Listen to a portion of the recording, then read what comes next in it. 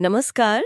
आज हम एक बहुत ही जबरदस्त किताब पर बात करने वाले हैं।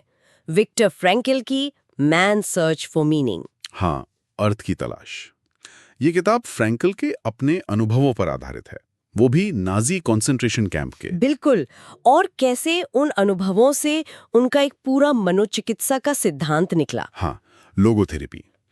तो आज हम इसी पर थोड़ी गहराई से बात करेंगे ना, समझने की कोशिश करेंगे कि इससे क्या सीखा जा सकता है। हाँ, सोचिए, मतलब आउशविट्स जैसे कैंप जहां हालात शब्दों में बताना मुश्किल है। अमानवीयता, भूख, ठंड, मौत का साया हर वक्त, बहुत ही भयानक। तो सवाल यही है कि ऐसी एक्सट्रीम परिस्थितियों में भी कोई जीने का अर्थ, कोई मकसद, वो कैसे ढूंढ सकता है?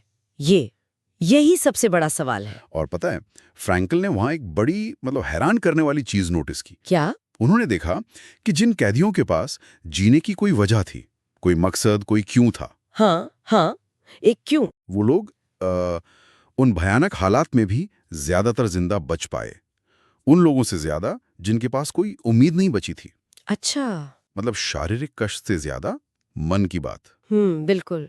इससे ये एकदम साफ हो गया कि आपकी जिस्मानी तकलीफ से कहीं ज्यादा ताकतवर आपकी मानसिक स्थिति है, आपका नजरिया है। ये उनके अवलोकन का शायद सबसे बड़ा पॉइंट था। कमाल है। और फिर इन्हीं अनुभवों से उन्होंने वो पूरी थ्योरी बनाई, लोगोथेरेपी। हाँ बिल्कुल, लोगोथेरेपी। और इसका जो मूल विचार है ना, वो ही अपने आप में क्रांतिकारी था। क्या था वो? कि इंसान की जो सबसे गहरी जरूरत है, वो सिर्फ खुशी पाना नहीं है, बल्कि अपने जीवन में एक अर्थ ढूंढना है, मीनिंग की तलाश। ये तो उस समय की सोच से काफी अलग रहा होगा। बहुत अलग। और लोगोथेरेपी ये भी बताती है कि ये अर्थ हमें मिल कैसे सकता है।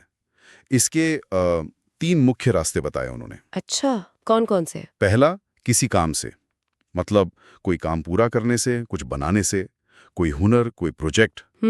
जैसे अपना काम करके। ठीक है। दूसरा, किसी चीज को अनुभव करने से, या किसी से गहरा रिश्ता बनाने से, जैसे प्रकृति को महसूस करना या किसी से प्रेम करना। अनुभव और प्रेम। ओके, और तीसरा? और तीसरा रास्ता, जो शायद सबसे मुश्किल है लेकिन बहुत गहरा भी, वो है कष्ट को, मुश्किल हालात को हिम्मत से झेलते हुए उसे एक मायने देना, सफरिंग को मीनिंग देना। कष्ट को मायने देना, ये समझना थोड़ा मुश्किल है। हाँ, लेकिन बहुत अहम है। तो यहां से कुछ बहुत गहरी बातें निकलती हैं। पहली तो ये कि हम शायद बाहरी हालात को हमेशा कंट्रोल ना कर सकें। सही बात है। लेकिन उन पर हम अपनी प्रतिक्रिया कैसे देंगे, हमारा रवैया क्या होगा, ये चुनना हमेशा हमारे हाथ में होता है। हाँ, इसे ही फ्रैंकल ने आंतरिक स्वतंत्रता कहा है ना, वो आजादी जो कोई छीन नहीं सकता। बिल्कुल, अपनी प्रतिक्रिया चुनने की आजादी। और वो कहावत भी है कि जिसके पास जीने का क्यों हो, वो लगभग हर कैसे को सह लेता है। ये बात तो बहुत गहरी है। और ये समझना भी जरूरी है कि जब हम पीड़ा को कोई अर्थ दे देते हैं, तो वो पीड़ा सहने लायक हो जाती है, भले ही वो खत्म ना हो। मतलब दर्द का अनुभव बदल जाता है। हाँ बिल्कुल, उसका वजन कम हो जाता है। और ये सिर्फ कैंप की बात नहीं है, ये जिंदगी की किसी भी मुश्किल पर लागू होता है, छोटी हो या बड़ी। सही है। ये हमारी सोच की ताकत दिखाता है, हमारा नजरिया कितना पावरफुल हो सकता है। बिल्कुल, परिस्थिति को देखने का एक नया तरीका मिल जाता है। तो अगर हम इन सब बातों को समेटें तो इस किताब का निचोड़ क्या है? ये सिर्फ एक दर्दनाक कहानी तो नहीं है। नहीं, बिल्कुल नहीं।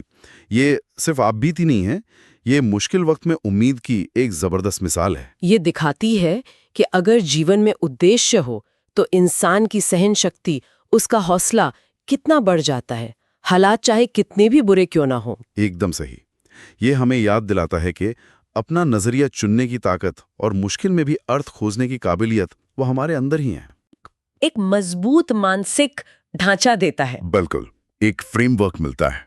और जाते जाते एक सवाल सोचने के लिए छोड़ जाते हैं। हाँ। ये जानना कि हमारे पास हमेशा, हर हाल में अपनी प्रतिक्रिया चुनने की वो आंतरिक स्वतंत्रता मौजूद है। ये समझ हमारी रोजमर्रा की छोटी बड़ी मुश्किलों से निपटने के तरीके को कैसे बदल सकती है।